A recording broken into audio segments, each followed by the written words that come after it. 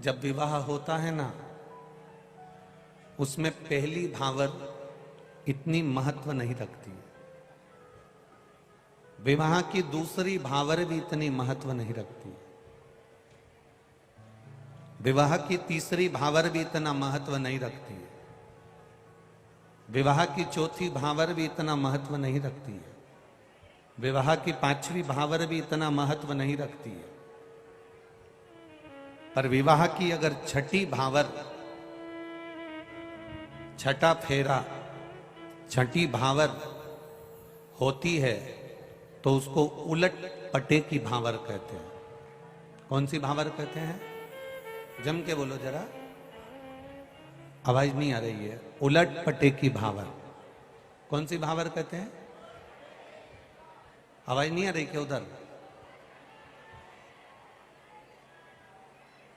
उधर की आवाज देखिए ना।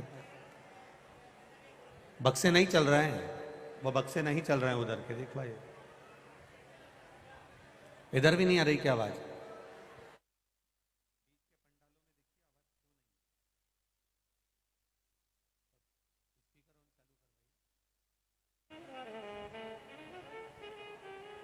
जिसको उलट पटे की भावर कहते हैं। और उलट पटे की भावर का मतलब होता है कि अभी तक कन्या वर के दाईं ओर बैठती थी, अब वो कन्या वर के इस भावर के बाद कन्या वर के बाईं ओर बैठ जाएगी। अब 7 भावर में जो छठी भावर है उसकी बड़ी महत्वता है। उसी तरह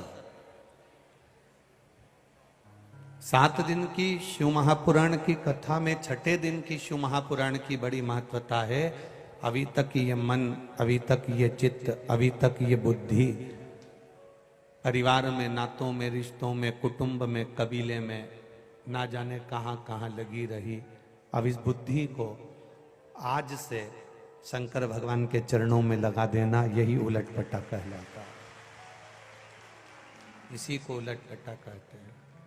शिव की भक्ति में लगाना, भगवान शंकर के भजन में लगाना, भगवान शंकर के स्मरण में लगाना, इसको उलटपटा कहा गया। अपनी बुद्धि को काम से, आसक्ति से, वासना से, लोभ से, तृष्णा से थोड़ा सा हटाकर भगवान की ओर लेकर जाना, प्रभु की ओर लेकर जाना।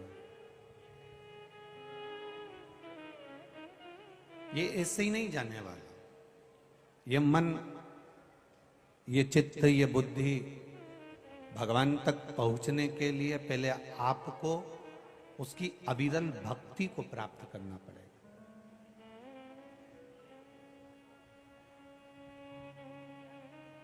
जिस दिन आपकी अविरल भक्ति, जिस दिन आपकी भक्ति, अविरल भक्ति प्रबल हो जाए, जिस दिन आपकी भक्ति का बल बढ़ जाए, और भक्ति का बल बढ़ाने के लिए यह जरूरी नहीं है कि आप घंटों तक मंदिर में बैठे रहोगे तो भक्ति जागेगी।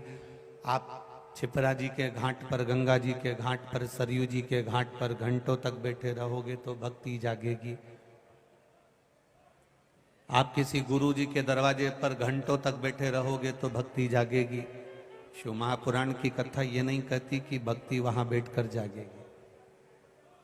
शिव महापुराण की कथा तो कहती है आप अपने घर पर बैठकर भी अगर दिल से एक क्षण के लिए भी उस परमात्मा को पुकार लोगे तो भक्ति जाग जाएगी, निश्चित।